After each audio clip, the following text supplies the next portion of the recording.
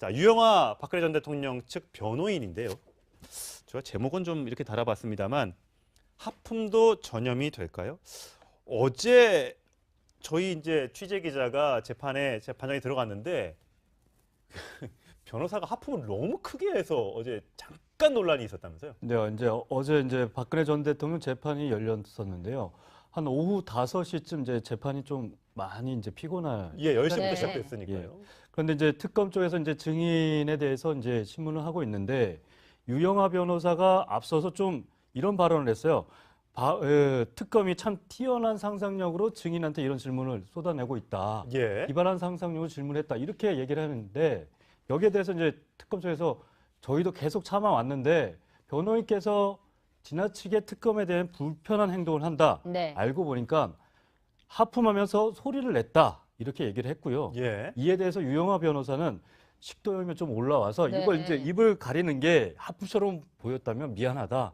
뭐 이 비웃는 태도가 아니었고 이게 왜곡된 것 같다. 네. 이런 식으로 하면서 약간은 좀 신경전이 법정에서 오고 간 것으로 파악이 되고 있습니다. 예. 이게 물론 재판이 길고 또 오래되고 하니까 별의별들이 있습니다만 또 사실 저희가 전염이라고 제목을 뽑았던 거는 박근혜 전 대통령이 재판이 길다 보니까 네. 집중하지 못하는 모습, 꾸벅꾸벅 조는 모습, 또 하품하는 모습 이런 것들을 가끔씩 보여주다 보니까 이런 모습도 혹시 변호인의 전염이 되나? 네. 그래서 제목은 이렇게 달아봤습니다만 재판 해보셨잖아요. 어떻습니까? 이 긴장, 극도의 긴장 상태에서 자칫 발언을 잘못하거나 변호를 잘못하면 뭐 형이 짧아질게 길어질 수도 있고 유죄가 무죄 나올 수도 있고 뭐 이런 게 있을 텐데 정말 이럴 수 있을까라는 생각이 좀 들거든요. 재판은 어느 정도의 상당한 그 긴장 상태에서 진행된 거는 뭐 틀림없습니다. 근데 이 재판처럼 일주일에 4일을 지금 한 50번 정도, 50번 64. 지금 넘어갔죠. 예. 그러면 그 지금 넉 달, 5달을 계속 긴장을 유지한다는 건 사실 사람으로서는 쉽지 않은 일이다. 네. 어려운 일이죠. 그러다 보니까 재판뿐만 아니라 뭐 일상생활에서 우리가 하품이 많이 전염이 됩니다. 옆에 앉은 분이 하품하면 따라하는 경우가 많이 있는데 예. 근데 지금 이렇게 뭐 어떤 가십거리 비슷하게 자꾸 일반적인 재판에서 볼 수 없는 볼성사나운 일이 자꾸 반복되는 것이 저는 근본적으로 불신에 기인한다고 봅니다. 네. 예. 왜냐하면 지금 기소된 내용 중에 사실은 법률가들 사이에서는 이 기소 자체가 좀 무리라는 부분이 상당 부분이 있었거든요. 그러니까 이재용 삼성 부회장의 경우에 지금 K스포츠재단과 미르재단에 대한 뇌물죄는 무죄가 선고가 되지 않았습니까? 근데 그건 거의 많은 형법을 많이 다루는 법조인들 사이에서는 이걸 뇌물로 기소하는 건 너무 무리다라는 게 있었는데 지금 기소된 내용은 워낙 많고 재판도 오래 자주 하고 있습니다만 글쎄 좀 어느 정도 수긍할 수 있는 부분으로 좀 간추려서 좀 임팩트 있게 재판이 진행돼야 되는데 기소는 왕창 되고 네. 지금 시간은 모자라면서 그 모자랍니다만 뭐 사실은 피고인이나 변호인이 감당하기 어려울 정도의 장시간 재판을 하다 보니까 서로 상대방에 대한 불신이 심해져서 예. 이렇게 사사건건 시비가 일어나는 것이 아닌가 싶습니다. 예. 재판부 입장에서 보면 뭐 특검이나 변호인 측이 어떻게 보면 대등한 관계지만 재판부는 판단하는 위치인데 누군가가 굉장히 무리하게 이제 하품을 크게 하면은 조금 불쾌하게 여겨질 수는 있다. 왜냐하면 재판부의 권위라는 게 있지 않습니까? 그리고 이 하품을 하게 된 직전 질문이 무슨 내용이었냐면 최순실 씨가 미얀마 K 그 프로젝트를 추진하려고 하는데 그 사업이 무산되니까 그 위에 박 전 대통령이 미얀마 방문을 취소한 부분이 있습니다. 예. 그 내용을 특검에서 유재경 증인에게 혹시 이 사업이 취소되니까 미얀마 방문을 취소하게 해서 네. 외교적으로 문제를 일으킨 거 아닙니까? 라는 질문을 하니까 이제 유영하 변호사 측 입장에서는 뭐 상상력에 기초한 질문인데 이렇게 네. 불만을 표시를 하게 되는 방식 중에 하나가 이렇게 하품으로 표시한 게 아닐까 싶은데 뭐 특검에 대한 여러 가지 불만은 제기할 수 있지만 그래도 신성한 법정에서는 이런 거예요. 저희도 법정에서 하품이 나올 수 있고 기침이 나올 수 예. 있잖아요. 그럼 콜록콜록 하는 거랑 대놓고 하는 거랑은 예. 재판부가 받아들이는 네. 게 좀 다를 수 있다는 점이 조금 지적돼야 될 것 네. 같습니다. 유 변호사가 실제로 최근에 좀 건강이 안 좋기는 하다면서요, 김희태 차장. 네, 얼마 전에도 좀 수술을 받아서 오전 재판에 출석을 안 하기도 하고요. 네. 현재는 크게 건강에는 이상이 없는 것으로 파악이 되는데 아무래도 뭐 재판이나 특검하고 또 미묘한 신경전들이 그동안 재판 과정 속에서 나왔기 때문에 이런 부분에서 약간은 좀 생각을 깊게 안 한 행동들이 이 특검의 심경을 또 건드린 거 아닌가 그런 판단이 좀 되고 있고요. 네. 또 유영하 변호사가 어제 재판이 끝나고 나서 기자들과 잠깐 만났는데 네. 이 자리에서 좀 그런 얘기를 했습니다. 뼈 있는 얘기를 했는데 검사가 증인한테도 이제 오늘처럼 저렇게 다그치는데 평상시에 조사는 어떻게 하는지 말 안 해도 알 것 같다. 아무래도 좀 특검의 이 무리한 수사에 대해서 좀 우회적으로 뼈 깊은 얘기를 한 것이 아닌가 생각이 됩니다. 그렇군요. 네.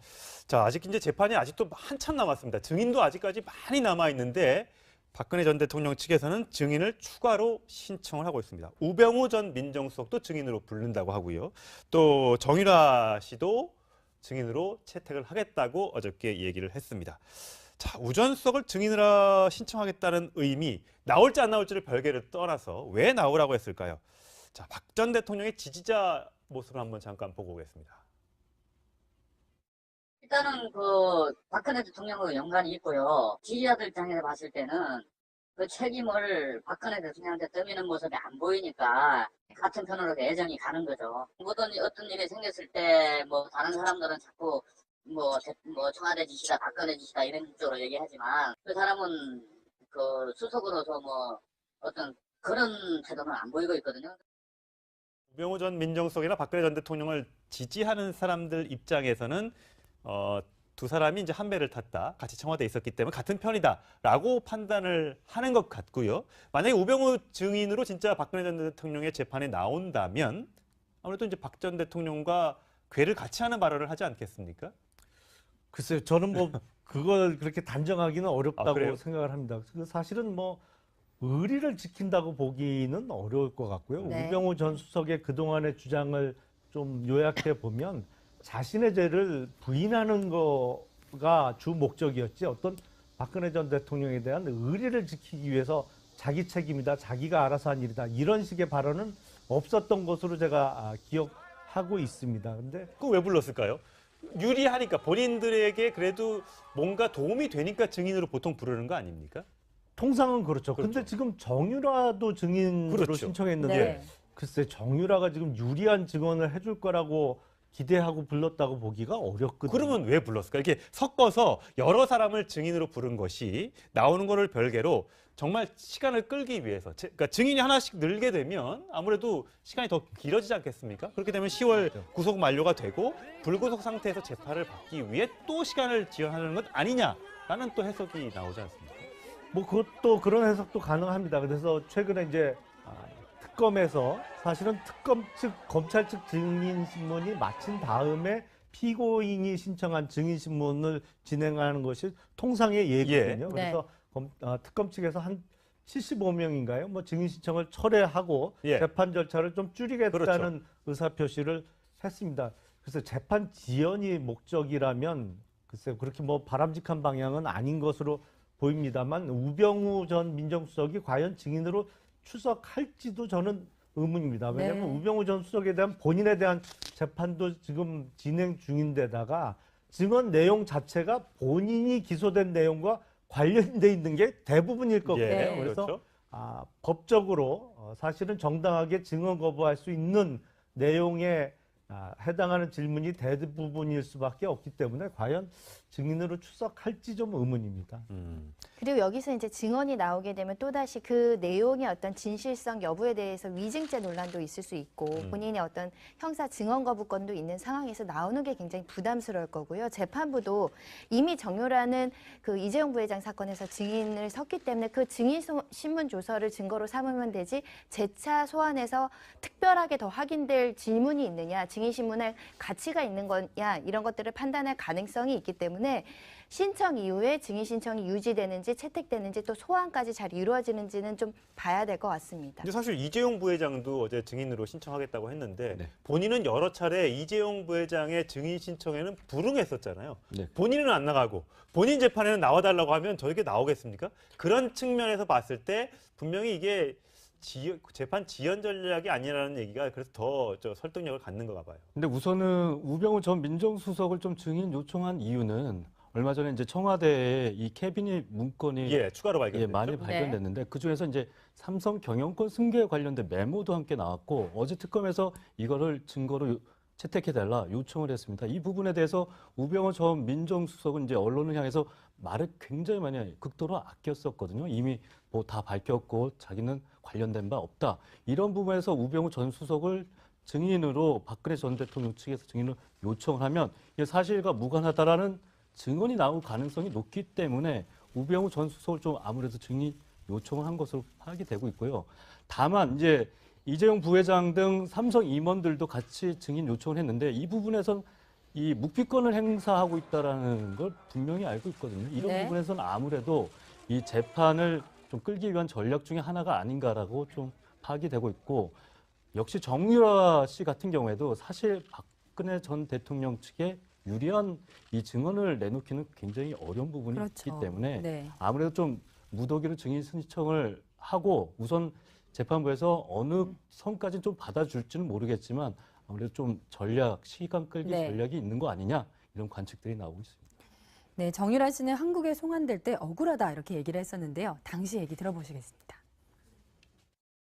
제가 어머니와 전 대통령님과의 어떤 일이 벌어졌는지는 하나도 모르는데 일단 저는 좀 억울합니다. 제가 모든 특혜를 받았다고 하는데 사실 아는 사실이 별로 없기 때문에 저도 계속 이거를 퍼즐을 맞추고 있는데도 잘 연결되는 게 없을 때도 있습니다. 저도.